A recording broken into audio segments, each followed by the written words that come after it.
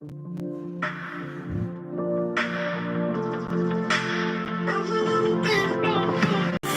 awaits within the future. My dreams are small compared to yours. Why should I worry about tomorrow when I know that all I gotta do is trust you, Lord? Everything's gonna be alright. Everything's gonna be just fine. Whether I can see it now, I know you're working it out for good.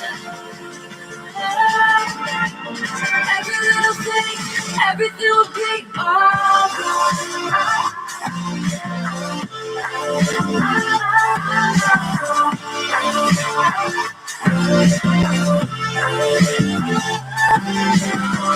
Behind the scenes and in the details, you plan the perfect way for me. Why would I dwell upon the roads and certainties when all I gotta do is look to you? Yeah, all I gotta do is look to you. Every little thing's gonna be alright. Every little thing's gonna be just fine. Whether I can see it now, I know you're working it out for good. Every little thing, everything will be alright.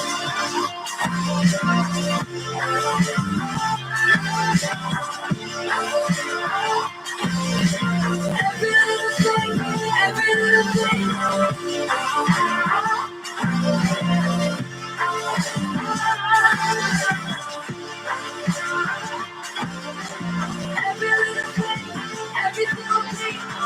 Hey God, I know you don't need no one to advise you. You probably do a better job running the world than I do. I just thought I'd remind you, I've been trying to find you. It feel like Satan working overtime, times two.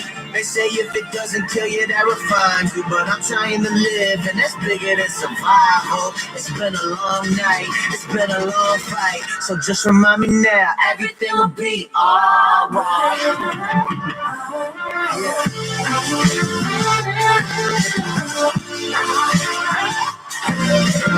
Every little thing, every little thing.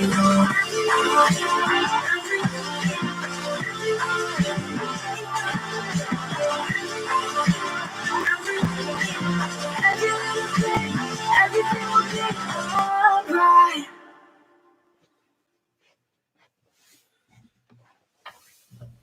Hey, 180 family, good evening. Welcome. Thanks for joining us tonight.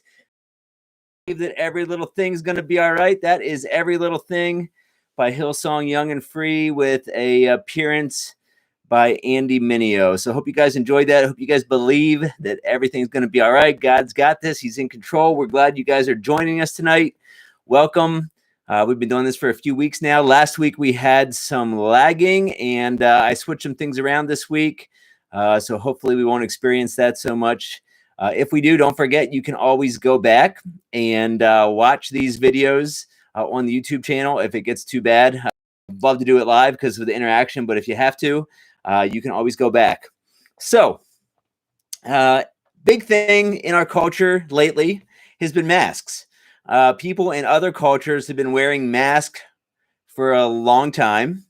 But for us, this is something new. So I asked that if you guys had any pictures of you decorating your mask, take a selfie, send it in, or to create some masks and send it in. I did have a few. But before we get to those, I just wanted to show you guys some that I found on the internet, some creative masks. This gentleman right here, he turned a piece of fruit into a mask. I guess it smells good too. So that's one way to do things. This guy, kind of a plastic of Darth Vader. I don't know, kind of weird looking. He's got a couple different bottles, couple different compartments going on. And then you have this guy. He borrowed that little thing that you put around your dog's head so it can't bite itself, and he is rocking that. So yeah, check that out. And then you got the red juice jug, the big mega jug of Hawaiian Punch that you get at Costco or Sam's Club. You got somebody rocking that bottle. And then this is probably one of my favorites. You guys are probably too young to even remember this. But back in the day, in order to get some antivirus protection, you had to use a disk. It didn't just download automatically. So this guy's got an antivirus disk, and he is wearing it for some protection. So then we go into the people you may know. You may have seen this picture on Instagram. Pro hack. If you have a hoodie and you have a lid like you would put on a pot, you just stick that lid inside the hoodie. You draw your string real tight. It's kind of like being a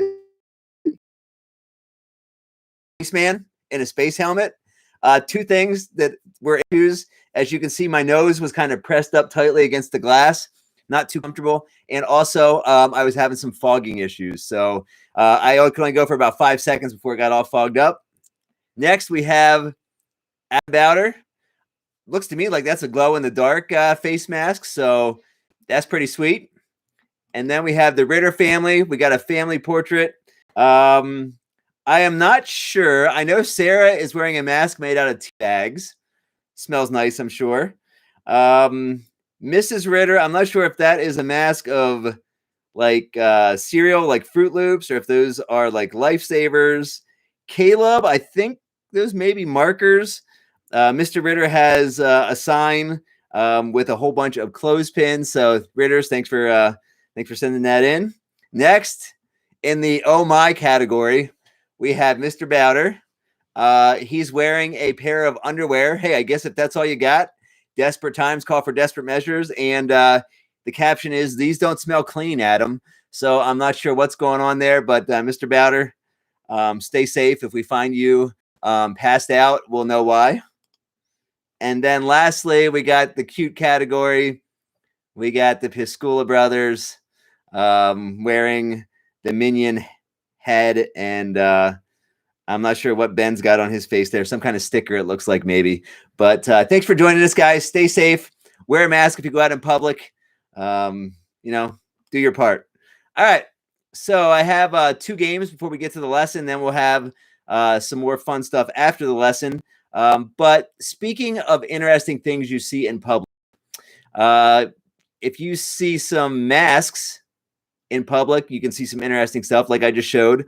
But another interesting thing you might see in public is tattoos. In the summertime, you might be at the beach, you might be at the pool, you might see some interesting tattoos. This segment is called To Ink or Not to Ink.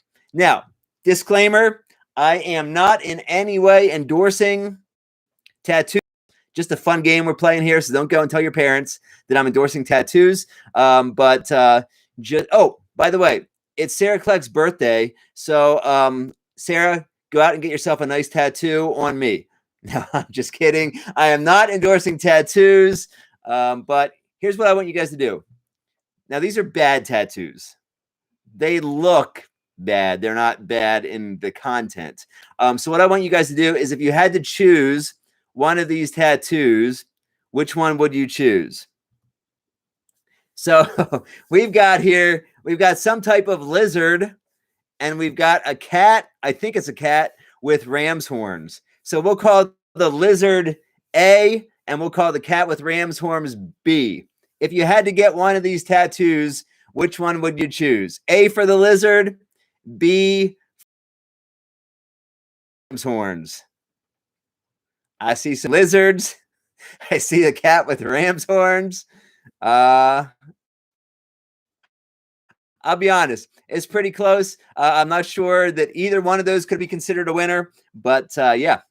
Next, we have a really creepy Steelers tattoo that's very cringy.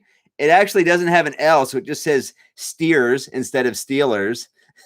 And we have a New England Patriots guy who looks kind of like some cross between the New England Patriots guy and some type of goblin. So we'll call the New England Patriots A, and we'll call the Steelers B.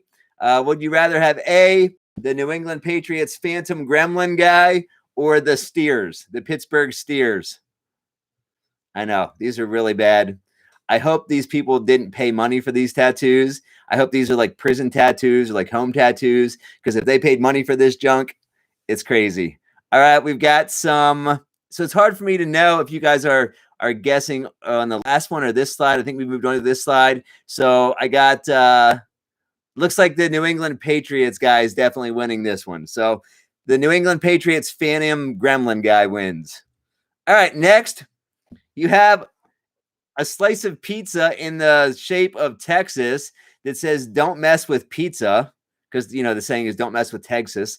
Or I think the other one, if I had to guess, I think that's a Fig Newton.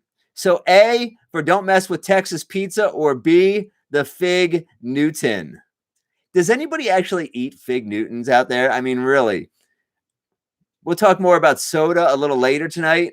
I know that ginger ale is kind of designated as the old people's soda, but for my money, the Fig Newton is the old people's cookie. So does anybody eat Fig Newtons? But it looks like a lot of you are going with the Fig Newton. Oh, there's some pizzas. Joey, if you lived in Texas, that's actually a decent, drawing. These are both actually decent drawings, just weird subject matter. Next, this is weird. Okay, so the one is Shaquille O'Neal, Kazam, or is it Kazam or Shazam? We'll call that A. Shaquille O'Neal, or B, the Burger King King.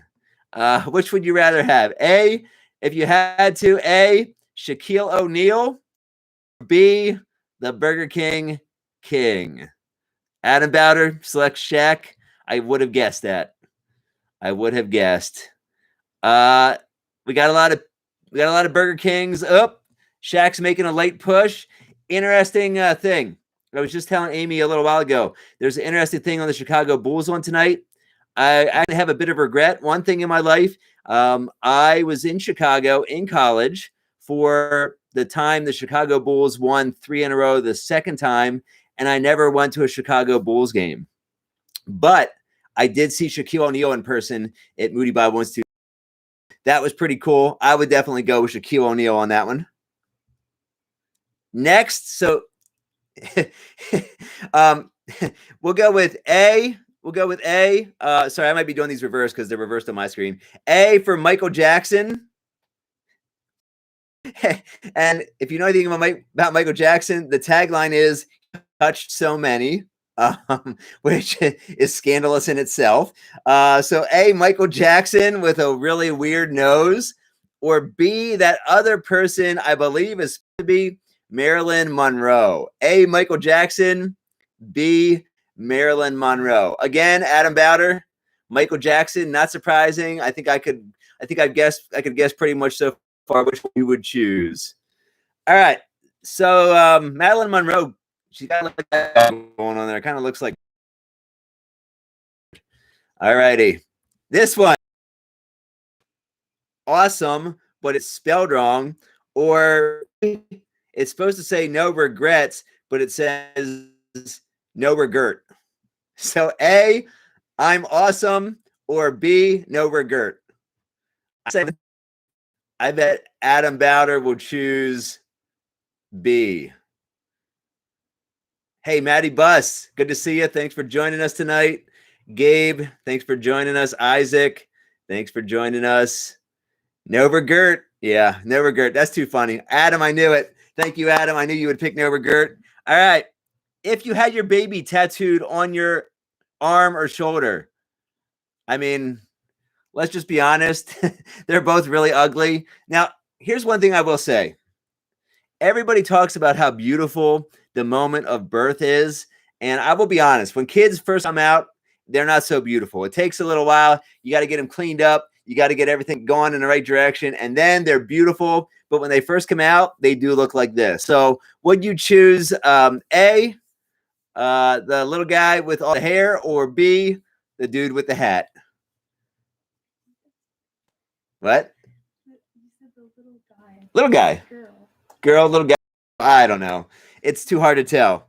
All right. Let's just be honest. Nobody wants either of these tattoos in any circumstance. So moving on. So you got Lilo from Lilo and Stitch. That's not bad. Or you've got the two guys from Lion King, the warthog and the I don't even know what the guy's name is, saying Hakuna Matata. So would you go with Lilo and Stitch? We'll call that A, or Hakuna Matata B. Lilo and Stitch A, or Hakuna Matata B. Derek's going with the Lion King. Will's going with the Lion King. Until Isaac checked in, the Lion King was running away with it. All right. So last one for this segment. A, It's Is My Life, Bon Jovi. It's supposed to be just It's My Life. There's an extra is in there. It's Is My Life by Bon Jovi. Or number B, Rules. God, family, money. And family is spelled wrong. So A, It's Is My Life, or B, Rules, God, family, and money. I personally would probably go with the Bon Jovi one if I had to choose one of these two. And looks like you guys are agreeing with me tonight. All right, I do have one more. So here's the thing, guys. Face tattoos. I can maybe understand I can maybe understand like some type of tattoo. I don't understand face tattoos whatsoever. So if you had to choose, would you choose A, the checkerboard, or B, the whatever that guy with the glasses is? A, checkerboard, or B, the dude with the glasses and the funny eyebrows and big weird black smile? Checkerboard. Wow. I would not have gone with the checkerboard if it was me, but I'm not surprised that some of you would. All right. So that's our first game. Again, neither endorsing tattoos nor promoting them, just a fun game we're playing tonight. Our next game is interactive in the sense that it's got some videos. So let me play the little video introduction we got here.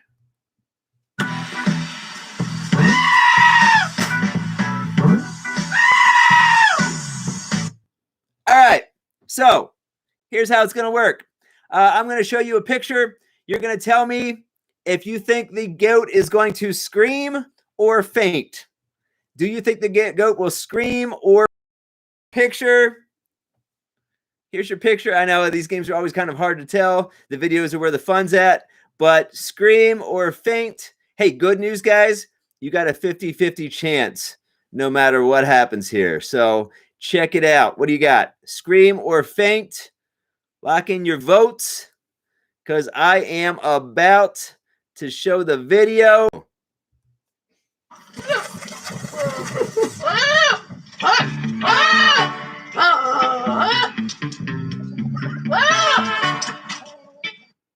So that was definitely a screaming goat.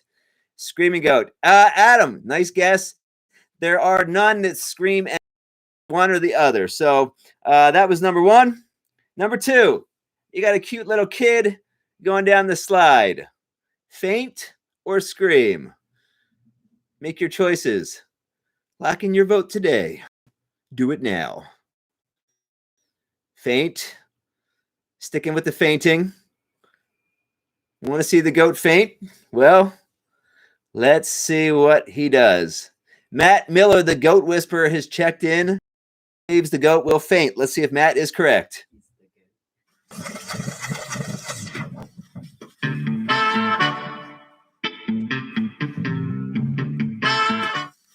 So yeah, I don't know what it is, guys, but this is like a real thing where goats, there's this certain type of goat and they get scared and they just faint. So as you saw, that goat hit the slide and then passed out. Here's your next goat. We've got a lovely, pure white little fella. Scream. Will he scream or will he faint? What do you think? Scream or faint? The ultimate defense. How's that a defense if you pass out and then the thing that scared you eats you? I don't get that. That's not a defense. Scream or faint. I see lots of people logging in for both. Let's see what he does.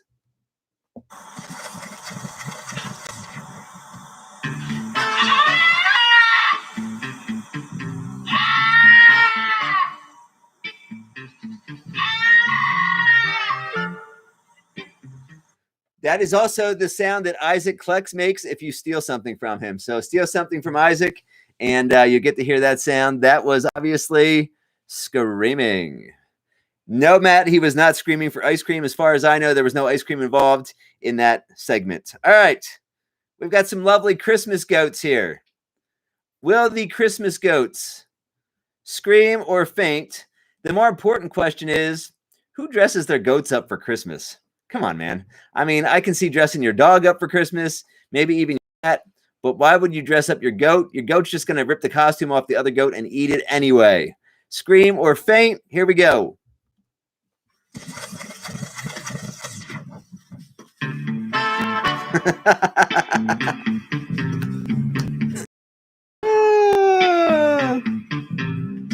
Hold on.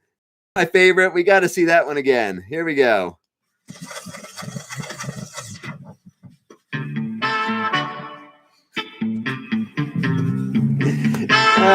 I love that because you think that he's going to save it. There's a minute where he's on all four and he's still, and then he just goes. He goes level, boom. So, yeah, fun times with the goats. All right, we got goats on a porch, goats on a patio, screaming or fainting. Screaming or fainting.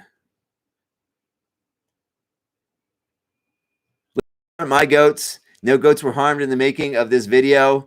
Just goats. All right. Don't call PETA on me because I'm not abusing goats over here. All right, here we go.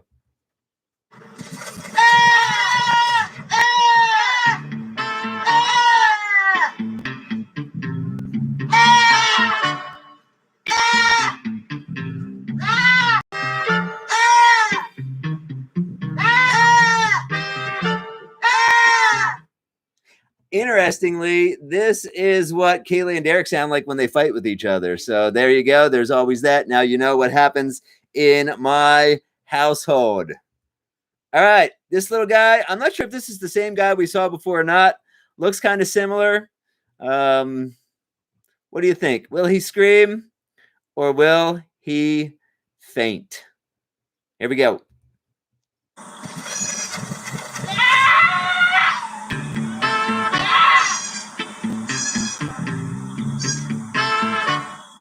I love how there's just like a weak little like something going in the background. And this guy is just like the king of vocals. So, all right, I believe this is the last one. You have a goat on a hay bale. What's your choice? Faint. Jessica, you are the long lost Rhine child. Interesting. That's something I never knew. So I'm learning things about my kids tonight that I never knew. Jessica, welcome to the family. Will this goat faint or will he scream? Let's find out.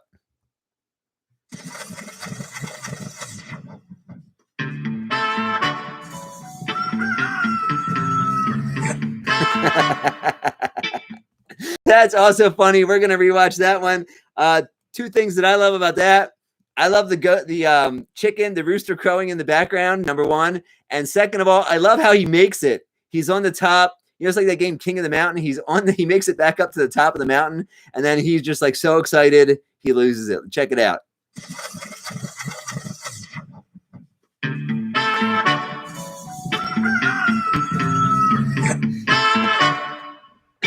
All right, so we've had some fun tonight at the expense of some goats. So I hope you guys enjoyed that. Like I've said before, a couple things. Stay tuned. We have 2 more segments afterward. We have the Welcome to My segment, and then we have our Youth Leader segment after my lesson. One other thing is at the end of the lesson, I will pray. So if you have any prayer requests that you would like me to pray for, feel free to put those in the chat forum, and we'll pray for those at the end. So, as you know, we've been talking about life interrupted. We've been talking about what happens when God brings or allows interruptions into our life, or when God allows or brings detours into our lives. And we're a good ways into this, guys. You know, and we all know that COVID-19 has really been a detour and an interruption for all of us. And we also understand and realize that convenient when we have to take a detour. But perspective often changes when we realize how dramatically someone else's life has been impacted. And here's what I mean by that. Fire drills. Anybody out there, you guys love or hate fire drills? Love or hate fire drills? I know in school, it's kind of cool sometimes because you get out of class for a little while. Here's the thing. When I was in college, there would sometimes be, I don't know if they were drills as much as false alarms. So maybe a mix of fire drills and false alarms. But I lived on the 7th floor. And when there was a fire drill or a false alarm, you couldn't take the elevators. You had to take the steps. So it was a quick run down 7 flights of steps. And it was annoying. You'd be in the middle of homework. You'd be in the middle of sleeping. You'd be in the middle of whatever. And there would be an interruption. This fire alarm would interrupt whatever you were doing. And I remember we used to always whine and complain about the fire alarm going off until one night the fire alarm went off. We started heading down the steps, and we actually got a whiff of smoke, and we were like, maybe this is real. And there's suddenly a bit of urgency. And we got down to the bottom of the steps. We went outside. We looked back up, and sure enough, one of the windows almost immediately 1 floor below my dorm room, there were these huge flames shooting out the window. And I quickly went from whining and complaining to feeling like, man, this isn't such a big deal. I hope everybody's okay. Man, somebody just lost all their stuff. So it's amazing how our perspective changes when we realize how serious something is. And I can remember another time we were with my family. We were at Knoebels for the day.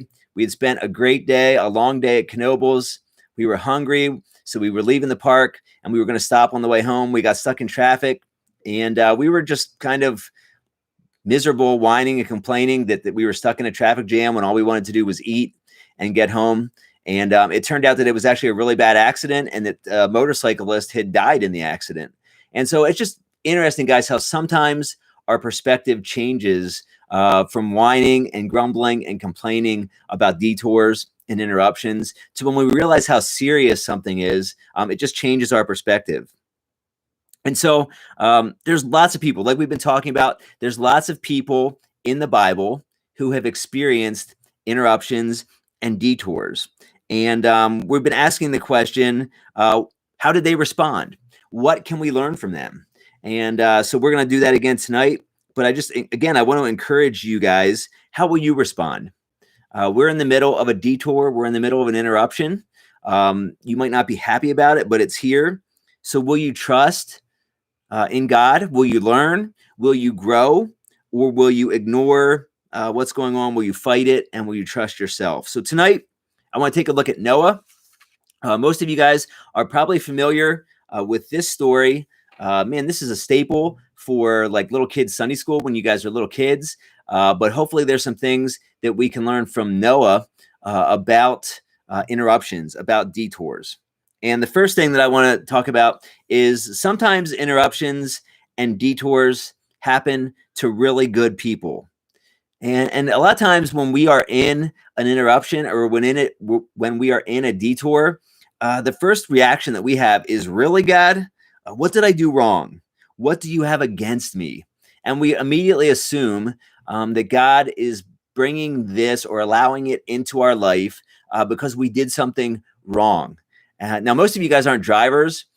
For the adults, for the leaders, and for those of you who drive, that feeling you get in the pit of your stomach the instant you see flashing lights on a police car behind you when you're driving down the road, and your instant thought is, oh my goodness, was I speeding? What did I do wrong? And some of us have that same reaction when there's an interruption or a detour in our life. Our first response is, God, why are you angry with me? What did I do? But I want to just let you guys know tonight that sometimes God does allow interruptions and detours to judge us or to punish us. In the case of Pharaoh, God brought interruptions and detours in the form of the plagues into the Pharaoh and the Egyptians' lives as a form of punishment or judgment. So that's one category. Sometimes it is for judgment. Sometimes it's to discipline or correct. And that's a little different. I know it's kind of hard to get sometimes, and that's not the focus of tonight. So I'm not going to camp on that. But sometimes God does allow or bring those things into our lives for discipline or correction. And this is more like maybe the case of Samson. God allowed Samson to fall on some hard times as a piece of correction or as a piece of discipline.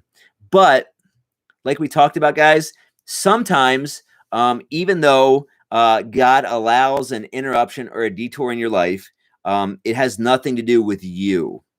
And sometimes God allows them because we get caught up in the consequences of other people's actions. And we're going to see that tonight. The interruption that came into Noah's life was because of the consequences that were being brought on other people. Noah didn't do anything wrong. Noah was a good guy. And the other thing is that sometimes God allows those things to come into our lives because he wants to invite us to partner or participate in what he's doing. God invites Noah to partner and participate with him. So again, it wasn't anything that Noah had done wrong. Noah was a good guy. We'll see that in a minute. But sometimes we get caught up in the consequences of other people. You guys have all experienced this and you hate it. When something is going wrong in a classroom or when something is going wrong on the sports field and your coach or teacher lumps everybody in the class or everybody on the team together and everybody gets punished, everybody has to be quiet, everybody has to run a lap. You guys hate that.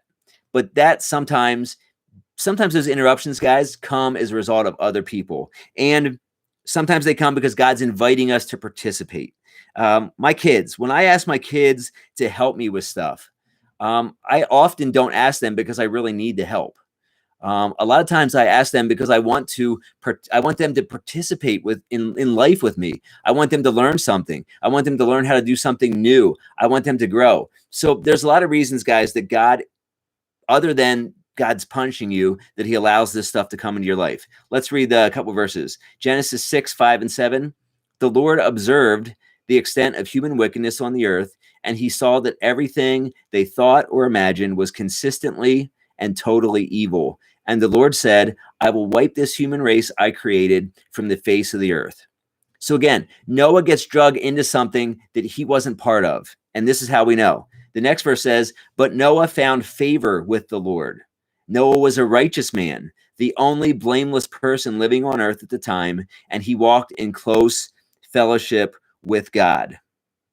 So Noah's a good guy. Noah's doing everything right. Noah has a relationship with God, and these other people on earth have messed things up. And then God invites Noah into the detour. God invites Noah to participate in what he's going to do. He says, build a large boat from cypress wood and waterproof it with tar inside and out. Enter the boat, you, your wife, and your family, your sons and their wives. Bring a pair of every kind of animal, a male and a female. So the first thing I want to do tonight is just challenge you guys. Pursue God. Noah was pursuing God. Noah wasn't assuming that he had done something wrong. Noah wasn't worried about why is God after me? Noah was just pursuing God, and God invited him into what he was doing. The second thing is that interruptions or detours often push us outside of our comfort zones. Here's the thing, guys. Noah was way out of his comfort zone on this one. Noah was 600 years old. Can you imagine building the ark at 600 years old? Noah also was probably not a zoologist. He was probably not a boat builder. And God asked him to build a massive boat, and God asked him to take care of every species of animal on the planet.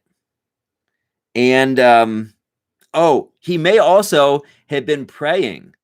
Think about this, guys. If all the other people on earth were up to no good and Noah was the only one who was pursuing God, Noah might have actually been praying to God, saying, God, why don't you do something about these people? And then all of a sudden, God says, you know what?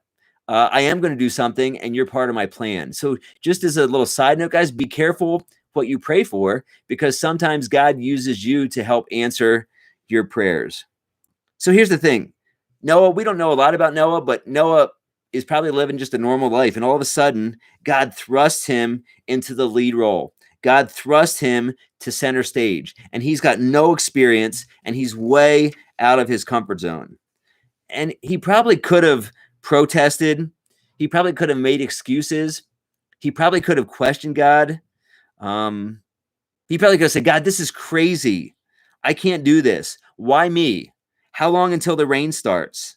I'm not even an animal person, God. I don't even like animals.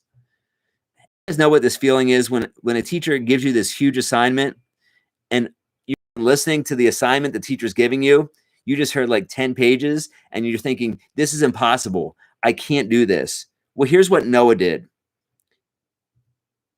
Oh, I don't have the verse. All right. So basically, I'll tell you what Noah did. Noah listened. It says Noah listened to God. And then it says that Noah did exactly what God told him to do. The reference is Genesis 6:22. So basically, Noah listened and then Noah got to work. Even though it was way outside of his comfort zone, Noah listened and then he got to work. All right. And so I just want to tell you guys that in God's strength, you're capable of doing far more than you could ever imagine. You may be way outside of your comfort zone. You could be way outside of your comfort zone, and God could be using you in his strength to do something way bigger than what you've ever thought you were capable of doing. Keep in mind, guys, the ark was huge. And back in that day, there was no heavy equipment. There was no cranes. There were no backhoes. There were no power tools, no power saws, no power drill. God's strength, Noah was able to build this massive ark. And you guys can never say, I'm too young. I'm too inexperienced. If you know God is calling you to do something, don't waste time. Step out of your comfort zone and get to work. All right, number 3. Even in the midst of hard times, God is preparing a future. Here's the thing, guys. Right now, we're in the middle of a pretty dark time. And you know what? Detours can be long and dark and hard. Really long, really dark, and really hard sometimes. Think about Noah's detour. Noah spent 40 days and 40 nights in a cloudy, rainy storm. I don't know about you, but if I go like 2 or 3 days without seeing the sun, I start to get kind of grumpy. And Noah spent 40 days and 40 nights in the storm. And then on top of that, there was probably the smell of the animals. Let me ask you guys this. How many of you guys like feeding and cleaning up after your pets? Noah had every species of animal on that ark, and he had to clean up with them. And then he was stuck on the ark. Hey, guys, you think our quarantine is bad? Noah was stuck on the ark, and it wasn't just for 40 days and 40 nights. If you go back and you add up all the different days, it says that it rained for 40 days and 40 nights. And then it says they floated for a while. And then it says the water started to recede. And then it says after the water receded, they were still on the ark. And when you add all that up, Noah and his family were on the ark for a year. They were in the boat for a year inside of a stinky, smelly, poorly lit ship a year. And they probably thought, is this ever going to end? And Noah probably said, if I have to clean up one more pile of elephant poop, I'm going to scream. And they were isolated. It was just his family. but they weren't alone. That's the cool thing. And what I want to encourage you guys is you're not alone right now. Even if you've just got your family, you're not alone. So just keep that in mind. And the other thing I want to say about this is even in the midst of the storm, God was planning for the future. That was the whole point of the ark. This is what the passage says. It says there must be a male and a female in each pair to ensure that all of life will survive on earth after the flood. So even in the midst, guys, even in the midst of the storm, even before the storm, God was planning for the future. God could already see the rainbow in the middle of the storm. And so I want to challenge you guys to stop focusing on the rain and start looking for the rainbow. And that may sound cheesy and it may sound cliche, but if you spend all your time right now focusing on how bad this is, you're going to get really down. And I would challenge you guys, God is planning already for your future. God is planning for life post COVID-19. And I would challenge you guys to start looking for the hope, start looking for the rainbow that comes at the end of this. And finally, when the interruption detour is over, don't forget to praise God. This is what Noah and his family did. So Noah, his wife, and his sons and their wives left the boat. Then Noah built an altar to the Lord, and there he sacrificed burnt offerings. Think about all the things Noah probably wanted to do as soon as he got off that ship. He probably had a list. And my guess is that some of you probably have a list right now, even if it's not actually on paper. My guess is that in your head, you have a list probably of all the things that you can't wait to do once this COVID quarantine is over. I don't think it probably, I was just thinking about this, kind of a side note. Can you imagine if, so it said Noah was 600 years old, right? Can you imagine when Noah and Mrs. Noah got to their 625th wedding anniversary? And Mrs. Noah is like, hey, honey, what did you get me? And Mr. Noah is like, oh, hey, we're going to get back on the boat and we're going to go for a cruise. I got you a cruise. Probably didn't go over too well after a full year on that ship. But the first thing Noah did, guys, the very first thing it says Noah did was he built an altar and he offered a sacrifice. And guys, I know we're excited to resume and to get back to life once an interruption or detour is over, that so often we forget to thank God and to praise God and worship God after it's over. And so my challenge is let's celebrate. When this is all over, or when you hit another interruption or detour in your life in the future, my challenge is when you're looking back, when you're on the other side of it, when you've seen the rainbow, don't forget to praise God. Don't forget to worship God. Don't forget to thank God. All right, guys, did any prayer requests come in? What? Gabe said great. Gabe and his grades, as always. Anybody else? If you have a prayer request, type it in the chat section now, comment section. I'll wait another 10 seconds. See what we got. Anybody else have any prayer requests? All right, let's pray. Dear God, thanks for tonight. Thanks for this opportunity to meet. God, we thank you for Noah's example. God, I can't imagine being on that ship with all those animals for a year. I'm sure it got really exhausting. I'm sure Noah thought it was never going to end, God. But I thank you, God, that you had a plan for Noah's future, for the future of us as all mankind. God, I thank you that Noah wasn't a bad guy. I thank you that it wasn't anything that Noah did. You invited him into your plan and you used him to accomplish something really awesome. Thank you that he was willing to step outside of his comfort zone, God. I pray that you would help us to step outside of our comfort zones when we get into those tough times, those interruptions, those detours. God, I pray for the teens right now that you would encourage them. I pray that if anybody's down or lonely, that you would just reach out to them by your Holy Spirit or by another Christian, and that they would feel loved and supported. God, I pray that there would be peace and unity and patience in homes. I know it can sometimes get tricky being stuck inside with your family. And so I just pray that there would be peace and unity and patience, God. I just pray that you would continue to be at work, God, that through this time you might give us opportunities to share our faith, that as people are questioning, as people are thinking about life and death, that we might have a chance to share the gospel with them. I pray for our healthcare workers that you would protect them, give them strength. God, be with those who are sick, heal them. And I pray for our leaders that you would just give them wisdom and discretion as they make decisions. I pray for the students, God, as they're still doing schoolwork. I pray for Gabe and for his grades that you would help him to do well. I pray for all these students that you would help them to do their best for your honor and glory. Thanks for tonight. Thanks for your word. In your name, amen. All right. So we have our segment. I am looking. I had a little bit harder time finding somebody to do a welcome to my lair this week, but I did find somebody. So how about this?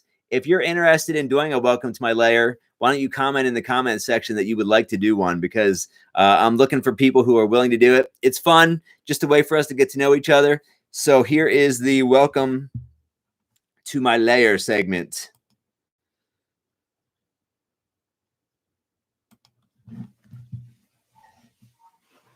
Hi, I'm Natalie, and welcome to my lair.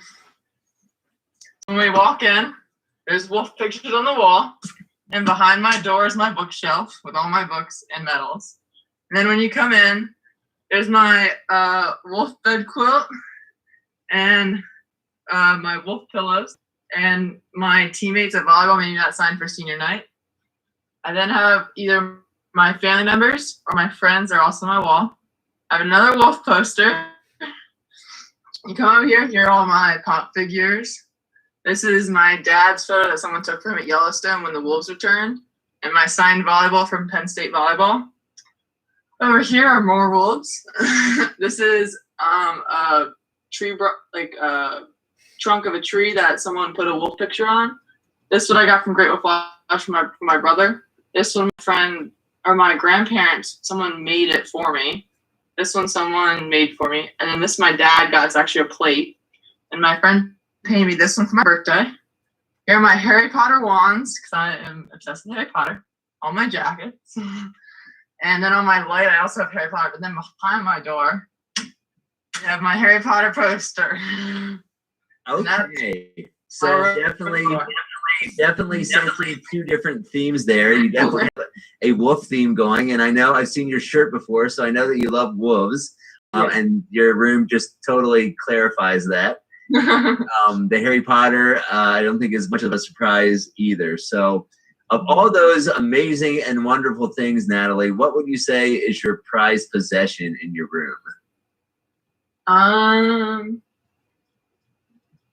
Probably either my Penn State volleyball that's signed or the picture from Yellowstone of the Wolves, because the Penn State volleyball, no one else can do that because Penn State doesn't usually do that, but my mom used to play there.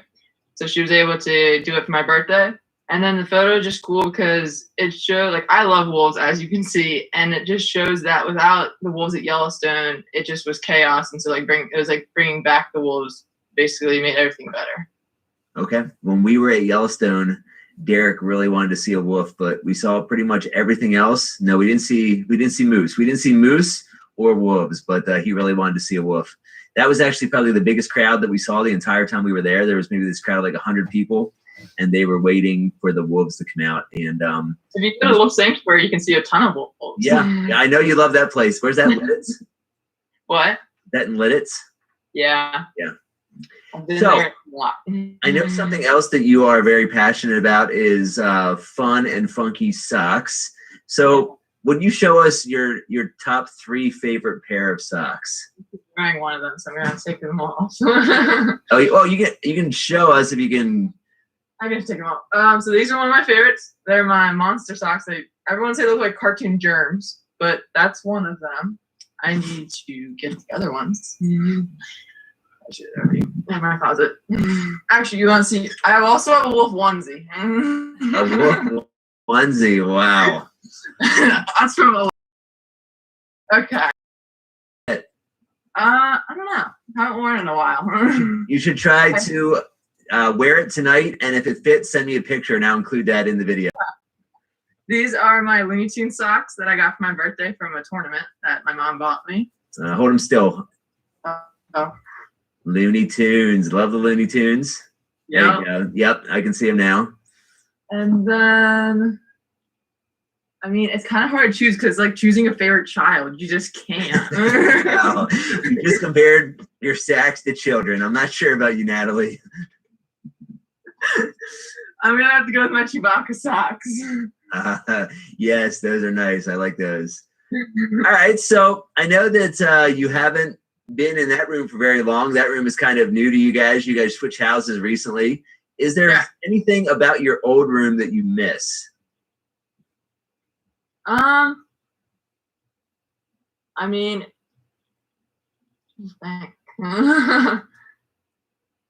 in my old rooms, actually, no, I didn't have more shelves, so probably not. Okay, that's cool. That's good. That's good news that you don't miss your old room at all. Do you have a window in your room? And if so, what's the view? Show us your view. The view, well, mine has the tape that's on my window, but the view is my front yard and it's the pond. You get the front yard with the pond. And my new swing that we made for quarantine. That is a great view. I don't know that anybody else in youth group has a view of a pond in their front yard. That's pretty classy. My brother has the view of the roof and the basketball hoop. My mom has the view of the pond. My brother has a really bad view. That's right. He's at college most of the time anyway. Speaking of Zane, how is it to have Zane at home with you? I like it a lot. I think you should go into his room, take the camera with you, go in his room and give him a big hug unannounced.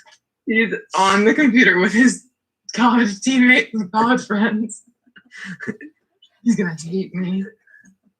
Okay. I'm sorry, Zane. Told me to. I'm seriously busy. Go away. That's all right. He'll get you later. Would you say that? So I saw the pillows on your bed. What would you say is the appropriate number of pillows for a bed? Appropriate number of pillows. Well, those I don't actually sleep with. Those are just decorative. Oh, those are just decorative. So you cleaned up your room. You classed it all up just for us. I like that. What would you say is the appropriate? Because I've seen beds with like a gazillion pillows. Like, how many pillows does one person need? Two. Well, twin bed, I'd say one because it's smaller. But for like a full size bed or large, I say two because like if you roll over and you're not, then you roll onto another pillow. That is fair. I will buy that pillow philosophy. I'll agree with you on that. Let's see. What's the funniest thing that's ever happened in your bedroom? I mean, I feel like everyone's done it. I've fallen off my bed multiple times and then just gone back to sleep on the floor. Oh, in the middle of the night, and you just go back to sleep on the floor? Yep. Wow, that's pretty funny. Thing. That's pretty funny. I mean, it wasn't really. I mean, it's kind of weird. It happened to actually both my brother and I. We both passed out in our room and like hit our head on our bed frame. Wow. So you've had some. I didn't split my head. I was fine. My brother split his head open. I do remember that story. I remember Zane having to go to the hospital because he passed out and split his head. I was at Volvo. Text. You're gonna need a walk home. Zane is hurt, and I was like, my mom wouldn't text me my brother is hurt unless it was serious. She would just tell me when I got home. So I knew something was wrong. Hold on a second. I ask you about the funniest thing that happened in your bedroom. You tell me a story about your brother splitting his head open. All right. Last question. Is there something in your room that inspires you?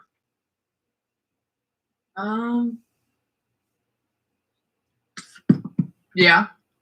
Am I supposed to show you? Yeah, if you want to. Okay. Well, I mean, there's a few things, but probably the number one thing would have to be this necklace. So I don't know, not a lot of them, but some of them know. My grandfather passed away it will be 2 years in August. This is actually his house that we moved into, but it's like, it's weird because obviously now I'm living in his house, but he always used to take me out and he loved us. Like he loved his grandkids. And so he'd give us like cash randomly out of nowhere. And so like, I feel like just having his necklace that he always wore just inspires me to like, I don't know, do things.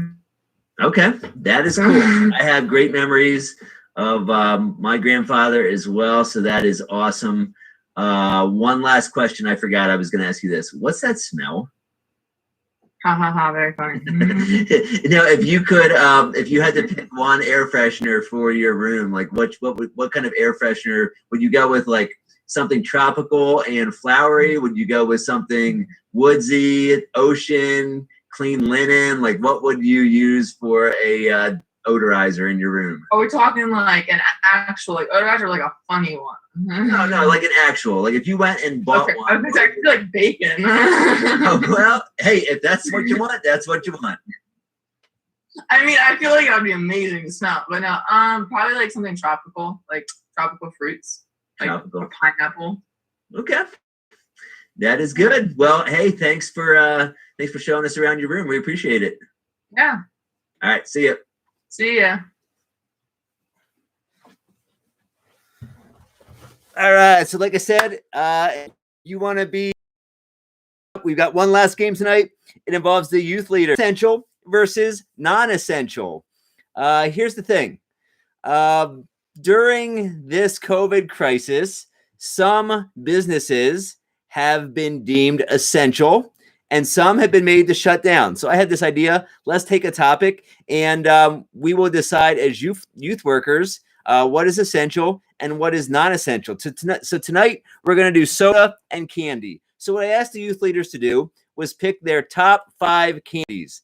And I said, if there were 5 candies that you could keep and the rest of candy would disappear forever, which 5 would you consider to be essential candies? So here's what we're going to do. I will read these to you in case that's too small for you to read.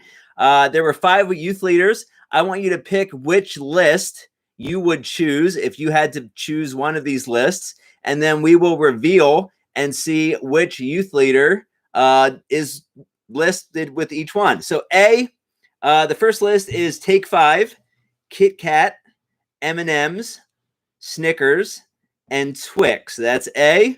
B, Reese's Peanut Butter Cups, Lindor Chocolate, Swedish Fish, Coffee M&M's, and Twix. C, Dark Chocolate, Butterfinger, Kit Kats, Reese's Peanut Butter Cups, and Peanut M&M's. D, Twix, M&M's, Hershey Kisses, Reese's Peanut Butter Cups, and Rolos. Or E, Peach Rings, Three Musketeers, Starburst Jelly Beans, Payday, and Watermelon Sour Patch Kids. So send in your vote. If you could only choose one of those lists, which one would you choose? Now, I know some of you have different candy things that you can only have. Tim says Swedish Fish is the only candy he can have. I see a bunch of D's. I see an A. Potato chips. What does potato chips have to do with this?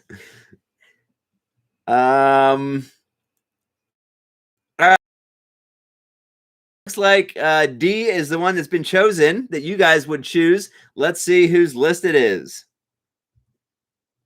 So we'll start with Matt Miller. Matt, why don't you give us your top 5 candies, your essential candies, starting with number 5. Starting with number 5, this is ironic. I actually didn't mean to try this. And this might date me a little, I don't know, but Take 5 is my number 5. So okay. I didn't intend any fun there. And then my number 4 is Kit Kat. And yeah, I'm one of those monsters who eats a bite out of both at the same time. So you can hate on me if you want. My number 3 are M&M's. And number 2 is Snickers. And number 1 is the Twix. The Twix. Left. Did you start with left or right? Well, Mariana and I have a bowl of just singles, so I don't have to make those hard decisions. But I guess I'm a left Twix guy because I'm a left-handed person, and so is Mariana. So works out. All right. Anybody have any feedback on Matt's list? What do you guys think? I don't know that I've ever had a Take 5. Yeah. I mean, and the fact that you eat both Kit Kats at the same time, I think you're pretty much a barbarian, Matt. I can't really endorse that kind of behavior. Well, I know that civilized people eat both at the same time. I noticed Matt's heavy on the chocolate. Definitely, Matt's going heavy on the chocolate. All right, Laura, what's your top 5? Well, for number 5, I have Reese's Pumpkins, because I think that it gives you a better ratio of peanut butter to chocolate. Wow, that's and and number 4 is Lindor chocolates, like the milk chocolate kind. Number 3 is Swedish Fish. Number 2 is Coffee Nut M&Ms, and number 1 is Twix. Oh, double Twix. Yeah. All right. I didn't even think about the Lindor chocolate balls. Those are definitely good. I didn't even think about those. You guys are definitely coming up with some ones. Get those kids out of there, Josh. All right. Hey, give them some candy. Maybe that'll keep them quiet. All right. So not only do I have a list, my list is memorized, and I actually have visual aids here. So okay. So number 5 is really any kind of dark chocolate. I have my little Hershey's Special Dark here, but I'm pretty open to any kind of dark chocolate. Number 4, I would have to go with Butterfinger. Ooh, I really like the texture. I'm a texture guy, so I like the texture of the crunchy with the chocolate, and I love peanut butter, so that's number 5. Staying on that theme, number 4, I would probably have to go to Kit Kat, but unlike Matt, I'm civilized. I only eat 1 bar at a time. Number 2, good old fashioned Reese's peanut butter cups. I didn't do quite as much of a deep dive as Laura with which one is the best for ratio. I guess maybe she's more scientific than I am. If you're going ratio like that, you're like a Reese's peanut butter cup snob in my mind. Yeah. Well, I can neither confirm nor deny that. And number 1, just because, listen, this is a versatile candy. It's got protein. It's got chocolate. It's peanut M&Ms. Oh, the peanut M&Ms. And when I eat peanut M&Ms, my favorite method is to suck off the candy shell. And then once you get to the chocolate underneath, then you do the old crunch. So that's my preferred method. That takes some self-control right there. Well, I occasionally have self-control once in a while. All right, Amy, what's your list? Actually, Twix is my number 5. Oh, come on. Then M&M's, probably the plain kind. Then the Hershey Kisses, the Candy King or the caramel. Reese's Cups, and then Rolos is my number 1. Wow. Okay. Oh. All right. Let's see what you guys did there. Rolos are good. They have the caramel. Rolos. Yeah. That's not quite as bad as just the Tootsie Rolls. Yes. Oh, those are the worst. All right, so here's what I got. I got 5 that you guys, no one has mentioned any of my 5. So Twix is out, peanut butter cups are out, M&Ms are out. I got number 5. I got those gummy peach rings. Oh. Oh, yeah. Those are pretty good. Number 4, 3 Musketeers. Number 3, just had a bag of these the other day, Starburst jelly beans. Number 2. Now, listen, I know it's plain. It may be a little underrated, but in my mind, it's just a staple. The Payday, the peanuts, the whatever that stuff is in there. I love that stuff. Number 1, Sour Patch watermelon. Watermelon Sour Patches are my number 1. Really? Yeah. Andrew's giving you a smile and a nod here with the Sour Patch watermelon.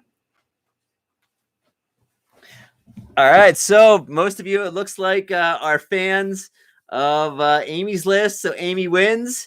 Amy wins that. But Maddie picked my list. So Maddie, great minds think alike. Well done. We're going to move on to soda. Same principle. If you only had 5 sodas that you could keep and every other soda went away, which sodas would you choose? A, cranberry ginger ale, cherry Coke, Dr. Pepper, Coke, and Coke Zero. B, Sprite, Coke, root beer, Dr. Pepper, and Coke Zero. C, Cherry 7-Up, root beer, Sprite, cream soda, and ginger ale. D, cream soda, root beer, cherry vanilla Coke, Dr. Pepper, Mountain Dew, and E, Coke, Pepsi, Mountain Dew, Birch beer, and Sprite. If you only had one of those lists, which one would you choose? If you could only keep one, which one would it be?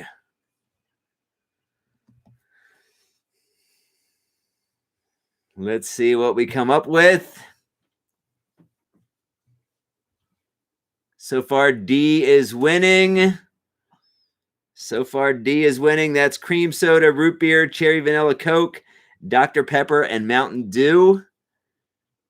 All right, let's see which youth leader was D. All right, so let's move on to sodas. If you only had 5 sodas that you could keep as essential, every other soda went away. This time we will start with Amy. What are your sodas? Number 5 is the cranberry. That's a good choice. Almost made my list. Next one is cherry Coke. Okay. Dr. Pepper, regular Coke, and Coke Zero is my number 1. Wow, lots of Coke products dominating Amy's list. Josh, what do you got? All right, so I'm going to have to go number 5, Sprite, just because it's so versatile. You can make punches out of it. You can drink it straight. You know, we're talking about what's necessary if we're like quarantined for a while. I've got to have flexibility with my beverage. That's true. I like that. You're probably going to be making like a fruit punch because you're going to drink it with. What? Laura and his So- kids. Well, yeah, but like, are you going to have a party with just Laura and the kids? You can't invite us over. Listen, you can't invite Matt, anybody over. Every day living with me is like a party. You can ask Laura. That's fair. Okay. I mean, it's just, I mean, constant comedy gold all day long. Every day he breaks out the punch with the sherbet ice cream scoops floating in the punch every day. Oh yeah. Man, It's not something that I never fancy. actually make, but I always love to have it when people have the special punch at the parties. Yeah. All right, so that number 5 is Sprite. Number 4 would be regular Coke, just because overall I'm more I trend more towards diet drinks, but obviously I think the regular Coke has the best Coke flavor. Number 3, I would go with root beer of some variety, because again, root beer is refreshing on a hot summer day. You can make a root beer float out of it. I'm not really privy. I'd probably say Mug or A&W for the brand, but I'm not really too particular about that. Number 2 would be Dr. Pepper. I used to I probably drank 3 or 4 cans of Dr. Pepper a day when I was in college. I had a mini fridge stocked with them. That's also probably why I weighed 250 pounds. And number 1, and in fact, I'm drinking one right now, and this is on Amy's list, is the good old Coke Zero. So. All right. Thank you, sir. I will go next. I know that I'm going to get some flack already for my number 1, but we'll just have to wait to see what that is. Number 5. This is totally underrated. It's kind of hard to find sometimes, but cherry 7-Up. A good mix of cherry and that lemon lime flavor is always awesome. Number 4, I'm going to agree with Josh. Any kind of root beer. I like A&W probably. Number 3, Sprite. Number 2, I love to class it up with the glass bottles, the Stewart's cream soda. And number 2, Yeah. and number 1, and I'm going to get some flack because it's the old people's beverage of choice, but I'm going ginger ale number 1. Oh. A classic. Cream soda almost made my list because I think that a cream soda is kind of a staple. Cream soda is good. All right, Laura, what do you got? Well, I'm going to agree with you that cream soda is great. So that's my number 5. Number 4 is root beer for the fact that you can drink it by itself or you can make a root beer float. Number 3 is the new cherry vanilla Coke. And I picked 0 because it doesn't have any calories. Number 2 is Dr. Pepper. And number 1 is Mountain Dew because I need some energy. Dude, that surprises me. I didn't picture you as a Mountain Dew person. Yep. All right, Matt, what do you got? All right, so my number 5 is just a plain old Coca-Cola. And then now these are not, so I guess I should have given the caveat before. I don't really drink a whole lot of soda, but these are, so a lot of these are based more on nostalgia rather than like what I might reach for necessarily. But yeah, 5 is Coca-Cola, number 4 is Pepsi. So I know there's that clash. I'm not saying I prefer one over the other, just I have more nostalgia with Pepsi. Number 3 has a former gamer, Mountain Dew, got to put that on there. Number 2, Birch beer. I know root beer was mentioned, but I like the Birch beer. I think it's good. And then my number 1 is just regular Sprite. Sprite's a big hit. Matt, I can't agree with you on the Birch beer. To me, it just has it leaves a funky aftertaste in my mouth that I just can't get past. So I got to go with the root beer above the Birch beer. And let's do a quick side poll. Since Matt ranked Pepsi above Coke, Laura, if you had to choose between a Pepsi or Coke product, which choose? Definitely Coke. Amy? Definitely Coke. Josh? No question, it's got to be Coke. Matt definitely looks like a Birch beer and Pepsi kind of guy, though. Yeah. What is that supposed to mean? I don't drink much caffeinated stuff, but I would have to go with Coke products as well. So, Matt, you've been outed as the Birch beer guy. All right, that's fair. All right, so next time you see Matt, make sure you talk to him about his love of Birch beer. And the winner for that one was Laura Piscola. So the ladies swept tonight. Amy's candy list was chosen, and Laura's soda list was chosen. So hope you guys enjoyed tonight. Hope you guys had some fun. We're glad to have you guys join us, and we will see you next time. Thanks. Adios.